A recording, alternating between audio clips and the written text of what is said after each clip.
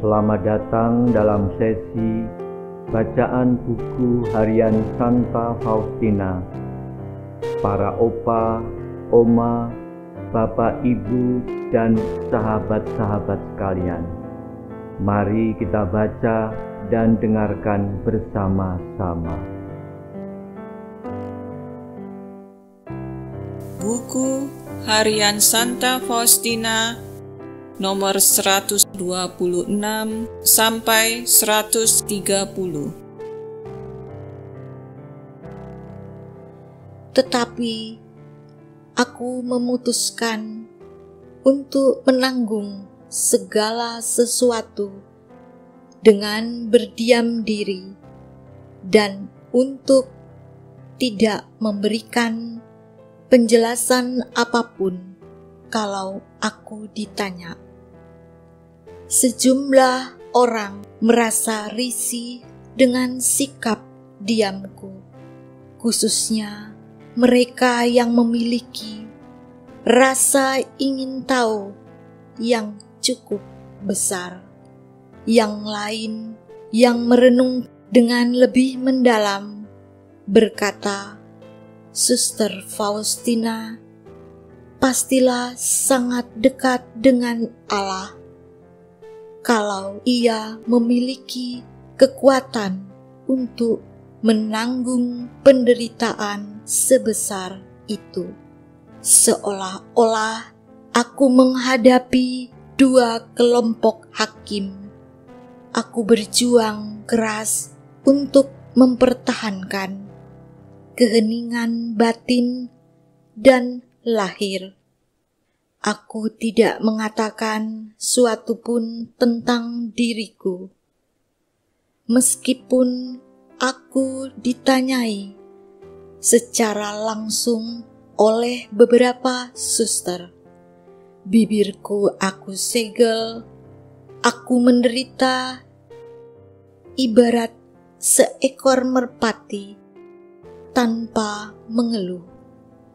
Tetapi sejumlah suster tampak mendapatkan kepuasan dalam menggodaku dengan cara apapun yang dapat mereka lakukan.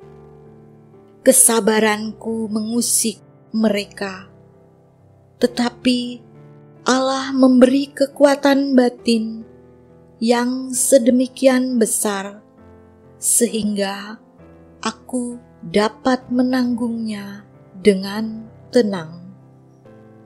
Aku menjadi tahu bahwa dalam situasi seperti itu, aku tidak dapat mengharapkan pertolongan dari siapapun, dan aku mulai berdoa serta memohon kepada Tuhan supaya Ia mengirim seorang bapa pengakuan. Aku menginginkan supaya seorang imam mengatakan satu kata ini kepadaku. Tenanglah, suster berada di jalan yang benar. Atau tolaklah semua ini karena tidak berasal dari Allah. Tetapi aku tidak dapat menemukan seorang imam yang tegas yang dapat mengucapkan kata-kata itu dengan jelas dalam nama Tuhan. Karena itu, ketidakpastianku pun terus berlanjut. Oh Yesus, kalau memang Engkau menghendaki aku hidup dalam ketidakpastian seperti ini, terpujilah nama-Mu. Aku mohon kepadamu, Tuhan, bimbinglah sendiri jiwaku dan sertailah aku, karena dari diriku sendiri aku bukan apa-apa. Demikianlah aku dihakimi dari segala penjuru. Tidak ada lagi suatu pun dalam diriku yang lolos dari penghakiman para suster. Tetapi kini tampaknya semua itu sudah basi, dan mereka mulai meninggalkan aku dalam damai.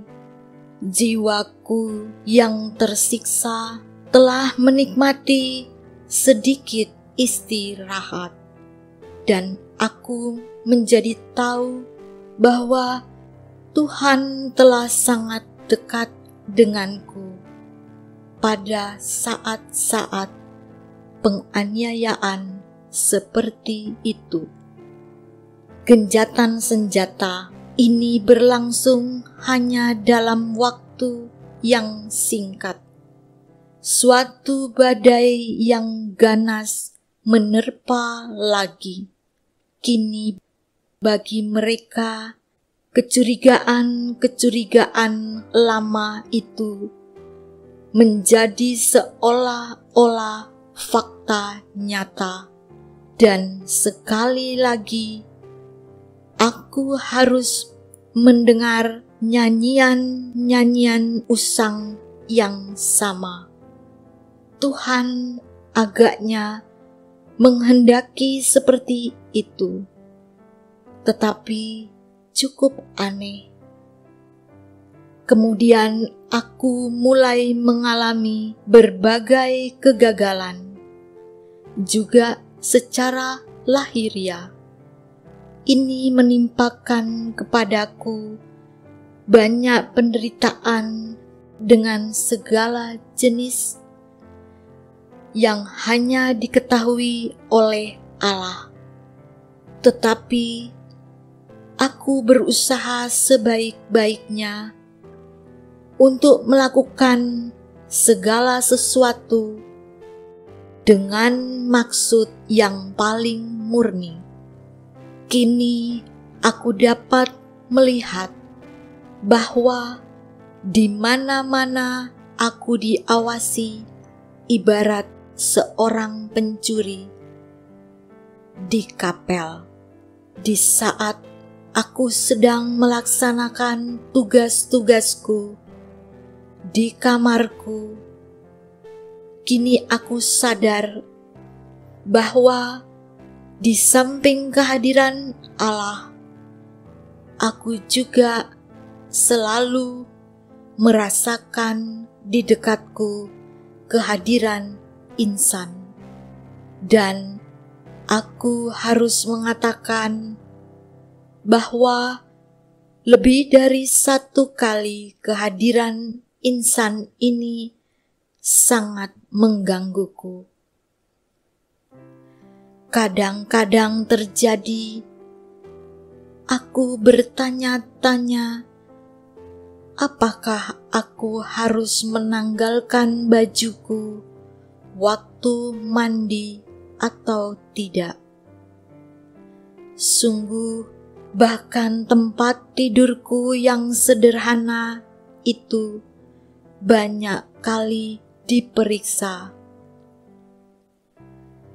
Lebih dari satu kali aku tertawa geli ketika aku tahu bahwa mereka bahkan tidak membiarkan tempat tidurku tak terjaga.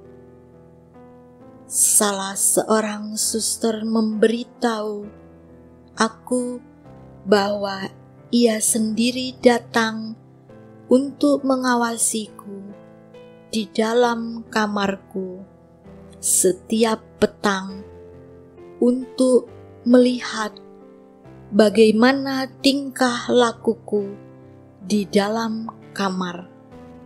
Tetapi para superior adalah tetap superior, meskipun secara pribadi mereka merendahkan aku dan kadang-kadang memenuhi aku dengan segala macam keraguan-raguan. Mereka selalu mengizinkan aku melakukan apa yang diminta Tuhan. Memang tidak selalu dengan cara yang aku minta, tetapi dalam beberapa cara yang berbeda, mereka memenuhi tuntutan-tuntutan Tuhan dan memberiku izin untuk semua kurban serta mati raga yang diminta Tuhan dariku. Suatu hari, salah seorang muda menumpahkan kemarahannya yang hebat kepadaku dan merendahkan aku sedemikian rupa sehingga aku berpikir bahwa aku tidak akan mampu menahannya. Ia berkata kepadaku, "Hei manusia aneh, histeris dan pelihat, keluarlah dari kamarku." Aku tidak mau tahu, suster. Ia terus menumpahkan ke atas kepalaku apa saja yang dapat ia pikirkan. Ketika aku masuk ke kamarku, aku menelungkupkan wajahku di hadapan salib. Dan kemudian aku memandang Yesus. Namun aku tidak lagi mampu mengatakan sepatah kata pun. Tetapi aku menyembunyikan segala sesuatu dari orang lain dan bersikap seolah-olah tidak ada sesuatu yang telah terjadi di antara kami. Setan selalu mengambil keuntungan dari saat-saat seperti itu. Bayangan keputusasaan mulai muncul ke permukaan. Inilah ganjaranmu untuk kesetiaan dan ketulusanmu. Bagaimana orang dapat menjadi tulus hati kalau ia sedemikian tidak dipahami? Yesus, aku tidak dapat melangkah lebih jauh lagi. Sekali lagi, dengan beban ini, aku tersungkur di lantai, dan keringatku mulai mengalir, dan rasa takut mulai menguasai aku. Aku tidak memiliki seorang pun untuk menyandarkan diriku secara batin. Tiba-tiba aku mendengar suatu suara di dalam jiwaku. Jangan takut, aku menyertaimu. Suatu sinar yang luar biasa menerangi budiku, dan aku menjadi sadar bahwa aku tidak boleh menyerah dalam kesedihan seperti ini. Aku dipenuhi dengan suatu kekuatan dan meninggalkan kamarku dengan keberanian baru untuk menderita. Akan tetapi, aku mulai menjadi sedikit sembrono. Aku tidak memberi perhatian kepada ilham-ilham batinia dan berusaha mengalihkan perhatianku. Tetapi Meskipun ada kegaduhan dan gangguan, aku tetap dapat melihat apa yang sedang terjadi dalam jiwaku. Bicara Allah sungguh jelas, dan tidak ada suatu pun yang dapat membungkamkannya. Aku mulai menghindari perjumpaan-perjumpaan dengan Tuhan di dalam jiwaku, sebab aku tidak mau jatuh menjadi mangsa khayalan-khayalan. Tetapi dalam arti tertentu, Tuhan terus memburu aku dengan anugerah-anugerahnya, dan sungguh aku mengalami siksaan dan sukacita secara bergantian. Aku tidak menyebut di sini aneka penglihatan dan rahmat yang diberikan Allah kepadaku selama waktu ini, sebab aku telah menuliskannya di tempat lain. Tetapi di sini aku hanya akan mengatakan bahwa aneka penderitaan telah mencapai puncaknya, dan aku memutuskan untuk mengakhiri keraguan-raguanku sebelum kaul kekalku. Sepanjang masa probasiku, aku memohon terang bagi imam yang harus mendengarkan aku membuka jiwaku sampai sedalam-dalamnya. Aku minta kepada Allah agar Ia sendiri menolongku dan memberiku rahmat untuk bisa mengungkapkan bahkan hal-hal yang paling rahasia yang ada antara aku dan Allah. Juga aku minta agar aku mampu menjadi sedemikian terbuka sehingga apapun yang akan diputuskan oleh imam akan aku terima sebagai sesuatu yang datang dari Yesus sendiri. Tidak peduli keputusan macam apa yang akan Ia sampaikan kepadaku, yang aku inginkan hanyalah kebenaran dan jawaban yang pasti atas beberapa pertanyaan. Aku menyerahkan diriku sepenuhnya ke dalam tangan Allah, dan yang dirindukan jiwaku hanyalah kebenaran.